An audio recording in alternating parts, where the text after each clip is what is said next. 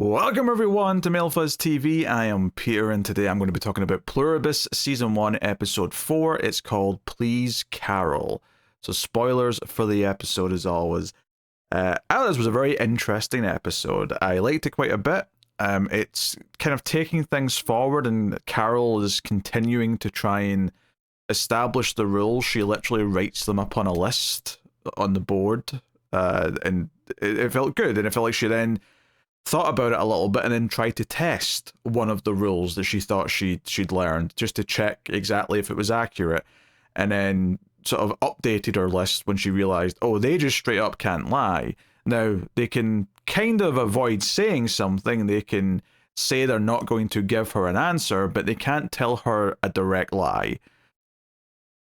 So that's interesting. You know, if you go back to when they were talking about how many people she killed when she had her emotional freak out, they never told her she killed millions, but they never said she didn't. They just said it was more than hundreds, it was more than thousands. They never actually just said what the truth was, but they never actually said a lie either. So they can try and bend the rule as much as they can, but there is a hard rule there that they can't break, seemingly, right? So I like Carol poking at these things and trying to figure these things out and noting things down, which also kind of harkens back to the opening scene of this episode, which is a character writing things down and trying to establish stuff, as simple as it is.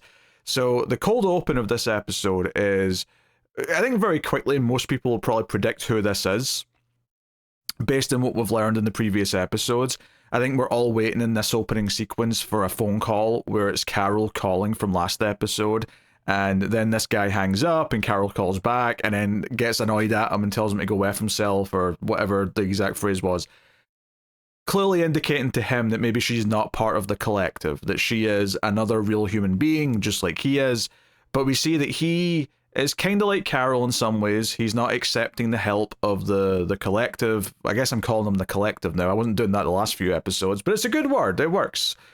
But he, he's not accepting the food that they drop off. And we see that that's an important thing because he's literally licking the empty tins of food in the bin because he's so hungry and he still won't accept their, seemingly very elegant meal that they've put out for him. He's starving, he still won't accept it. But he's not at home, he's at he's the manager of a storage locker place. And one of the things he does once he's done this, when he's rejected this food, is to start opening the lockers. Interestingly, he puts up a sign that says that they reserve the right to break into the lockers or whatever, which was interesting because it shows that in some level, either he doesn't know that everyone's been taken over, or he's still just holding on to some hope that some of his customers are still real people and he'll have to answer for the fact that he's broken into their property at some point. Now, we know, there's not going to be any consequences, but he's still operating under this idea that he might have to answer for this at some point down the line. But he finds, a couple of snack things. Mainly, he finds dog food. In fact, when Carol calls, he's chomping on some dog food. And, it takes him a minute to, work up the courage. He thinks about it, but he ultimately starts doing it and he gets more frustrated. In fact, it's a really nice touch that Carol's first attempt at calling him, and the phone first rings, it kind of helps provoke him to double down into eating the dog food. He's like, oh, I'm not going to accept their help. It's almost like a reminder in the moment of the people that he's trying to stay away from. And he's like, no, I'm going to survive on my own. I'll eat this damn dog food. So stomach was churning a little bit as you hear the sound effects of him eating, and I'm sure the actor's not eating dog food. I'm sure he's eating just some kind of paste that might look like dog food, because it's not like you see the open tin in the same shot when he starts eating it. You just see that the spoon come up quickly, kind of thing. So anyway, this all really paints an idea of how stubborn he's being, and we saw that Carol was also stubborn. Out of all of the other characters who are still human beings in the traditional sense, this is the only one who's really reminded me of Carol herself. Obviously, there's some differences. Obviously, she has kind of prodded and went places and talked to them a bit more, but she's still being very defiant. Obviously, this episode's entirely revolving around her trying to get around them, trying to figure out a reversal to what's happened to the world and trying to undermine them. She's still trying things, but you can definitely see a lot more between him and her than her and any of the characters we met back in episode 2. They were all seemingly quite happy with this new status quo. This guy is not. So, and anyway, the writing things down. The scene ends with him writing down Carol's name in the back of his little logbook, as if he's like, maybe, oh, I should remember the name Carol, because I think her getting angry with them kind of tells him, oh, that wasn't one of them. That was a real person, even if, you know, her Spanish wasn't that good. I assumed it was not the best Spanish in the world. He writes down her name, and he was also writing down frequencies that he was trying to contact people. It seemed like he was just going through every frequency possible, trying to find people to talk to that weren't, you know, the collective. So, you know, Cold Open was very good. It kind of fleshed out a little bit of one of these characters we've been teasing, and shown that someone else is kind of resisting in some way, arguably more so than even Carol is, or at the very least he's hunkering down way more than she was. But, you know, she even went through that process where she was kind of hiding in the house before she got more involved with what was going on. So you can sort of see that he's really doubled down in that part of the process, and he's really refusing to, like, take part of this new world. So, like the opening, it was good stuff. And that, you know, I thought it was going to come back up later. I thought it was going to call by the end of the episode, but never happened, and that's okay. I'm excited to see when he does, if and when, it's not even an if, it'll be a when he somehow factors into the story again. I'm excited about that. So, what's so interesting about this episode is that obviously there's plot here, right? There's plot happening, there's Carol leaving the hospital, taking the cop car, because the car she goes back into barely functions, and she just takes this car because she can take any car. She's sort of learning the rules a little bit here, that she can just take whatever she wants. No one's going to stop her. So she does, and they've fixed up her house, which she's a little bit surprised by at first. Forgot the fact that she nodded at them in the ambulance that, hey, yeah, you can fix up and tidy up the house a bit. And they have. They've completely fixed the wall. They've fixed the windows. They've gotten rid of the glass. All the rest of it. It looks the same as it ever did. So that's kind of where we set things off, and she writes up the rules that she's learned about them. How do these people work? What can and can't we do? Blah, blah, blah. And one of the things she writes down is that they're very honest, right? And then she decides to test this by asking in one of the guys who's out in the group, not the mayor person that happens to be there, but the guy in the sort of sports outfit who's very enthusiastic looking. And she basically starts testing this theory by asking about her book, right? Her book series. Like, hey, what do you all think about my books? And they say that they're lovely. They love them. They love her. They love the books. And she says, okay, but what about compared to, say, Shakespeare? And like, oh, they're about equal. And she's like, really? Equal to Macbeth, equal to Romeo and Juliet, all these things. And it was funny because, you know, one of the things I was talking about the last couple episodes was this idea of, like, this being kind of a critique on AI, and, like, the idea of AI just pulling on all the knowledge but not understanding it. This scene really made me feel that, even maybe the most it has in the entire show. Because this idea that the collective has access to all of the art, right? Shakespeare, her trashy pirate books, everything in between. And they can recount it. He literally starts recounting a passage from, like, a page of her first novel with accuracy. He can just do that. But he can't have an opinion on why it is or isn't better than Macbeth or anything else. He can't, you know, she keeps saying, what do you think of them? And he keeps giving these very broad answers. And at first she thinks, oh, you're lying, because it sounds like someone who's not read the book, because she keeps saying, oh, what do you like about the arcs and the characters? She's looking for specifics, something that'll sort of show, you know, like an actual fan would say, hey, I like this character moment, I like that moment, I like when they do this, you know, whatever, right? You get specific. You know, if I'm talking about Alien, I start talking about the chestburster scene, I start talking about the set design, you know, whatever, right? You start going into specifics, and he keeps not doing that. He keeps just saying, oh, the arcs are wonderful, the characters are wonderful. He just keeps saying this over and over again, and it feels empty and hollow. And she says, I don't think you've even read it. And then to prove that he's read it, he starts, you know, or I say he, them, the collective, is, you know, to prove that they know what's actually in the books, they start just reciting passages from them. And that's when it really made me think again of AI, this idea that, oh, you can pull up any of the data. You can pull up anything that's in there, but you can't say why it's good or why it's bad or how it makes someone feel. I mean, you know that the people who like them before you all join together, you know what it means to them. He brings up a very specific example of this woman who was very depressed, and the book series gave her, like, a reason to live, as sad as that sounds. And, you know, but, like, it meant so much to some of these people.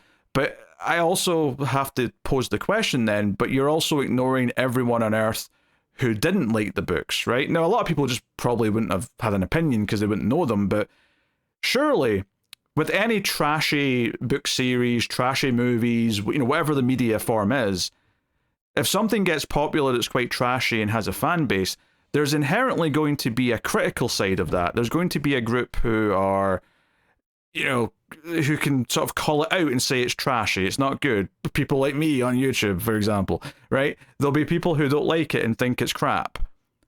And it doesn't feel like they bring that up as well. They're only looking for the positive thing, which kind of makes it, is another reason why it feels kind of hollow. It's like, okay, you can recite the pages, you can say it's wonderful, and you can even give examples of people who used to feel a certain way about it, but you can't actually say why you like it or why you care about it or what it means to you or what it makes you feel. It's all very kind of the theory of what it's supposed to make you feel as opposed to you actually feeling the thing. At least that's how I felt as I was watching this scene. It was a really fascinating scene, and it was so fun having Carol be proactive and prod at them with these questions. And this is before it even gets personal. This is just when she's talking about the books and just talking about how they view her work, her art. And then she actually gets into Helen and she says, hey, what did Helen think of my books? And, they try and get out of this. And this is fair on their part. She did say that Helen's memories are off limits. But she's like, you know what? I'll give you a pass this one time. Go on. I want to hear it. I want to hear what she thought of the books.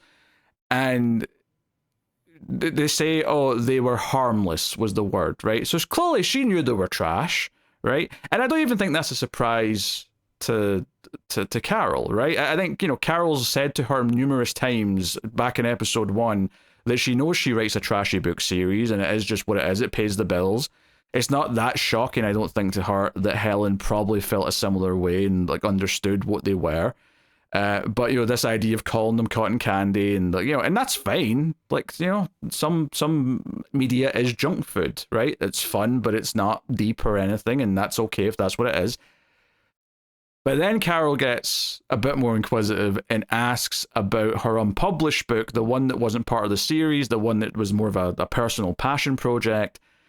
And this was fascinating to watch this, and the performance of the actor they had doing this role, this one person of the collective, who we'll likely never see again, because that's just the way this collective works for the most part, unless it's someone that keeps coming back like Zosha, is that the way he was trying to avoid the question, it's not too dissimilar to the end of last episode with the guy who was explaining that she can have an atom bomb, and how he was trying to get around the questioning. But the collective clearly doesn't want to answer. The collective clearly thinks this is a bad idea for you to get this information, tries to wiggle its way out of it as best it can. And Carol, and again, she's learning the rules here. They've said that they'll do whatever it takes to make Carol happy. She says, this will make me happy. Which is great for two reasons. One, it's because she's using the rules, she's manipulating their own words against them. That's great. It makes her really proactive as a character, makes you want to root for her, and makes you, she comes across as smart for doing this. But two, is very ironic, because we know that it's not going to make her happy. They would not be avoiding saying it in the first place if it was going to make her happy. And I think she knows it's probably not going to make her happy, but she's saying that it'll make her happy. So there's an irony to her saying that, which I also like. It gives it an extra little bit of spice, which I enjoy. So yeah, and she says, oh, it was fine. It was meh, right? And she specifies that fine as in it's good or fine as in it's meh. And he's like, it's meh. And she didn't even read the whole thing. She read the first couple of 130 pages and then read the last couple. And but the key point that it gets to, though, which was a fascinating little beat, was the collective says, because Carol keeps saying, why didn't she tell me? Why didn't she criticize it? Why didn't she tell me this or that? Why did she agree to help me get it published? And the collective respond, she spoke to the publisher and they agreed that it wouldn't hurt your career and it would make you happy. Helen was letting her do this other book, regardless of it being not very good or her opinion of it being low, because it was harmless and it would make her happy. when the collective, the entire time since the end of episode 1, have done nothing but tell Carol that they'll do anything they can to make her happy. She has found out that the woman she was in love with, the woman she had spent most of her life with, was doing something just to make her happy. I love that little tinge of like this idea that the person in her life was already doing this occasionally for her. That this is a part of human existence, is the idea of doing something just to please the other person, and not in a malicious way. Obviously it comes from a much better place, arguably, because it is, from a loved one, it is someone trying to just make you happy because they want you to be happy. But I think it's very interesting that this kind of coincides with this what to her feels very hollow, of this collective trying to make her happy, and that's all they've been doing. And it's this idea of like, the idea that she was being kind of treated with the, not kid gloves, maybe that's not the right phrase, but I mean, maybe it is kinda, but I don't know, this idea that what they've been doing was already happening by other people around her, and she just was unaware of it before, is kind of fascinating, and how that kind of stings here a little bit, as she tells the guy to get out and she wants to be left alone. I really like this scene. I thought it was really fun, her poking at these ideas, and she still learns something. She learns that they cannot lie, right? That's what she's deduced here by the end of this scene, is that they can try and talk around things, they can try and recommend that they don't give an answer. They can maybe even refuse to answer, but they cannot tell an incorrect answer. And that's something she writes up on the board. They can't lie. So I liked all that. And the beautiful dramatic kind of connection of like her loved one also just doing something to make her happy, even if it was just kind of a nothing gesture effectively to her. So loved all that. Great stuff. And then the rest of the episode, which is kind of like her getting this idea, she goes to Zosha and visits her in the hospital, and makes with a nice talk, tries to kind of apologize for the whole grenade thing, which Zosha says, don't apologize for it. And she's like, hey, I've got some questions to ask you. So, you want to, turn me into you, and you want this and that, and blah, blah, blah. The big question she gets to is, can this be reversed, right? Well, actually, the first question she really gets to is, you told me on day 1 that you didn't really understand how this joining worked. You just know that it's happened. Well, it's been a week. Do you understand it more now? And Zosha confirms, yeah, we have a better understanding of how we join together now. Like, we've figured it out. We kind of understand it to some extent. And Carol says, well, can it be reversed? Is there any way to put everyone back separately? And Zosha just kind of, goes quiet. The face drops a little bit. And says, Carol, we cannot answer that question. She doesn't say no, she doesn't say yes, she just says, we cannot answer that question, we cannot give you an answer. And Carol says, well, I think you just gave me the answer by not, because if it was a no, you'd have just said no.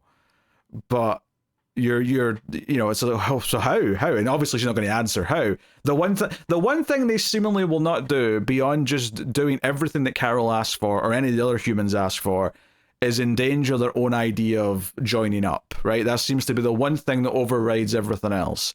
So, yeah. And, Zosha does make at least somewhat of a point. I mean, well, I don't know. Again, this is a really good scene. This episode has like 3 or 4 really good like one-on-one character scenes, right? Where ideas are being discussed or debates are being had. And here, Zosha tries to point out that, hey, you've never experienced us being together. You don't know that feels good. But we have all experienced being alone. We've all experienced being like you first. Everyone in the collective remembers feeling that way, and we all unanimously agree that this is better. But of course, Carol's saying, I do not consent to this. I don't want to be this. I don't want to conform. And this ties into something she brings up here. She's like, hey, remember the name of this camp my mother sent me to? And it turns out that Carol's mother sent her to a conversion therapy camp when she was a teenager. And she says that was the worst place she ever lived. The most horrible people she ever met were at that place. And they always had a smile on their face. And I thought this was a beautiful thing to bring up, because this whole idea that we're following a story about like everyone becoming a hive mind and becoming part of the collective. The idea that we're following a character who doesn't want to conform to that, being a character who already didn't conform to the quote-unquote normal by being a part of the LGBT community, right?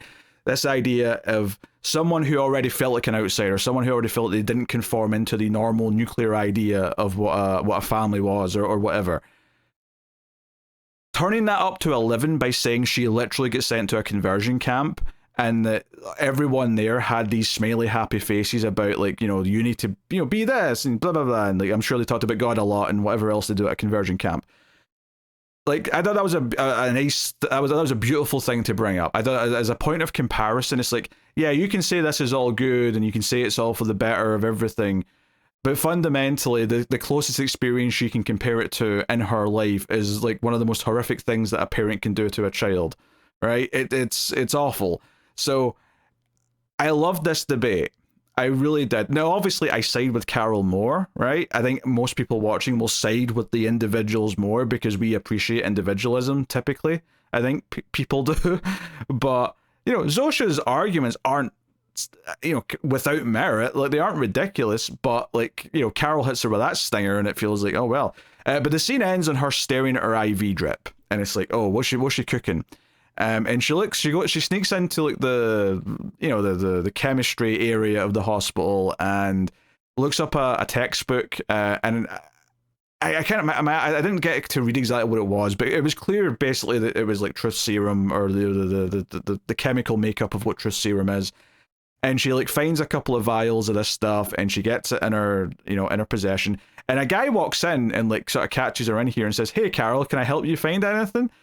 And her cover story is that she's looking for heroin, and then convinces or demands that she be given that. It turns out she took some when she was like a sophomore or something, and that this was a bad idea to get addicted to it. And I think the entire time we know this is just the cover story because it'll be convincing. And sure enough, she pours it down the toilet when we see her with it later on. But she does a test though, because she got a couple of vials. She does a test where she records herself taking this stuff. And it snap cuts to like when she wakes up later, but she gets the you know the recording, she puts it on the TV, and she watches herself, and a lot of it's just kind of silly, her saying stupid things, blabbing, walking around. But she starts talking about Zosha and making fun of Pirate Lady, quote unquote, and like Carol's watching this, like nodding along, like, yeah, I'm making some great points here. Until the very end of it, when like drugged up Carol says, and why is she so, well, I'll alter the word here for YouTube, screwable, bangable, you know, she said a word began with F, and that's what makes her pause it, right? And she goes to like flush the SD card down the toilet, and then she looks at the vial she's got, and she's like, yep, this is a winner. And I love the idea, the thing that proved to her that the truth serum works, the thing that proves to her that this might actually get the real answer out of Zosha, is the truth that she finds her attractive. That is wonderfully ironic and wonderfully just like her, the idea that's the one thing she wouldn't admit to herself, but then when she hears it, she knows there's like some truth to it. Like, yep, I would never have said that out loud, but I know I know it's true. And her taking this as evidence means that we know for a fact that it's true. It's not just something stupid she said. It is a truth. There's a truth to it. So anyway, the big ending of the episode is her going to the hospital, being nice to Zosha, taking her outside, but she slyly injects the serum into her IV. And a beautiful little callback here, actually, is that to confirm that it's working, she's asking about the weather. Because one of the first things that Zosha ever did when we first met her with Carol is that she gave the weather, and she started talking about precipitation and, you know, getting really specific. And it felt really unhuman, right? That was like our first sign of like, this is how the collective can talk. And here, she starts talking about the weather, and when Zosha cannot finish giving the weather report, and then Carol starts saying, what about the precipitation? What about that, eh? And she can't do it. She's like, oh, it's worked. All right, I'm in. That was probably quite loud, that clap. I'm sorry. She's like, I'm in. Oh, we've got an in here. So she starts asking the question, how do I reverse this? Is it a chemical? Is it something else? Like, how do I reverse and put everyone back to normal? And of course, like, she's just kind of too out of it to really give an answer, and Carol's like demanding an answer, and she realizes that people are walking close. Like, the collective knows something's up here. They're going to feel that one of their bodies is acting up, and they're all walking towards her. It's maybe the first time they've felt truly intimidating since like the end of episode 1, because they're all kind of like coming around her. Carol handcuffs herself to Zosha, tells him to stay back, and they all just start saying, please, Carol, over and over again. They have tears in their eyes. We see that after the fact. And when Zosha does kind of slump over onto the ground eventually, she asks what's happening, and they say to Carol that she's having a cardiac arrest, she's dying. And they say, can we have permission to save her? And Carol, now kind of a little bit teary-eyed herself and in shock, says, yeah, sure. And the episode ends with them like breaking out the the defibrillator and doing CPR, and Carol's looking around and once again feeling guilty that she's done this to someone, right? And it's interesting because, like, on the one hand, she wanted to apologize for the grenade because in some level she still sees Zosha as an individual person, even though she knows the collective thing's a thing. But she then tried to, use that to her advantage throughout the episode that the collectives exist. So we know that deep down, she's still going to feel the guilt of this, of hurting just one person, even though the collective themselves won't see it that way in exactly the same sense. So now, really, like, I felt like every scene in this episode was exploring the idea a little bit further and pushing it a little bit further, but also pushing Carol's understanding of it further and showing her try to figure things out. It makes sense that one of the things she would get to fairly early on is, can this be reversed? Can we go back to the way the world was? And if so, how do I accomplish that, right? I think that's it makes a lot of sense, and but obviously there's going to be roadblocks. I'm sure it's something that might come back up again since there seems to be a way, but it does make the question of, like, how do you ever convince them to tell you what the reason is? Really, I think it's really just it feels like a very natural course of events to me in a lot of ways. I dug all that stuff. It was, it's that sort of thing where you can get really into what a character's doing because you realize they've got a plan, and this is very Vince Gilligan. You see them form that plan, they test it out, and then they're going to implement it, and the whole time you're kind of, because by the time she's going to the hospital with a syringe, you know what her plan is, right? You've figured it out. By the time she's done testing, and you realize exactly what her intentions are with this, you're like, yes, like, I get it. This is potentially exciting. Now, I didn't think it was going to be a straight answer, of course, because we might end the show if we were doing that, and we're not going to end the show anytime soon. But I expected a development of some kind. Now, it ended up veering into her possibly killing her, and she already apologized this episode for the grenade thing. So once again, this woman, at least this body of the collective, has been nearly killed by Carol. And maybe she'll still be dead next episode. Maybe, I doubt it though. I suspect they'll save her. I suspect that'll be a thing. And maybe some of the nuance that we're going to explore here is this idea that Carol will feel extra guilty about doing this, and she'll maybe try and argue with Zosha to understand how she feels guilty about one person versus, this idea of a collective kind of thing. I don't know, but her challenging the ideas and trying to, like, provoke the rules is super fascinating to me, and I love that the episodes are kind of slowly taking that to task. I love that we're kind of getting into that here between last episode and then this episode, especially. So, yeah, good stuff. I apparently the next episode is going to be Wednesday instead of Friday because of Thanksgiving. Which I don't know if that applies to everywhere. I don't know. I can't imagine I will get to it before Friday because Stranger Things is back on Wednesday.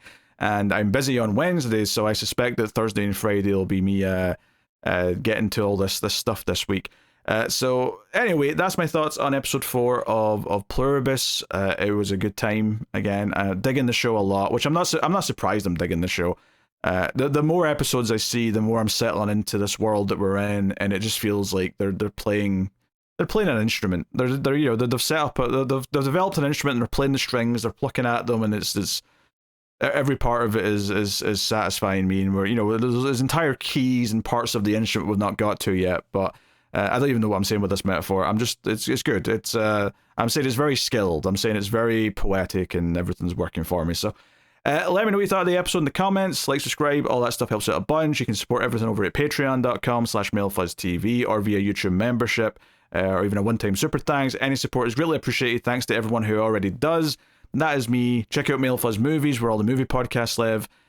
I'll see you guys next time. Keep watching TV. Have you got any vanilla?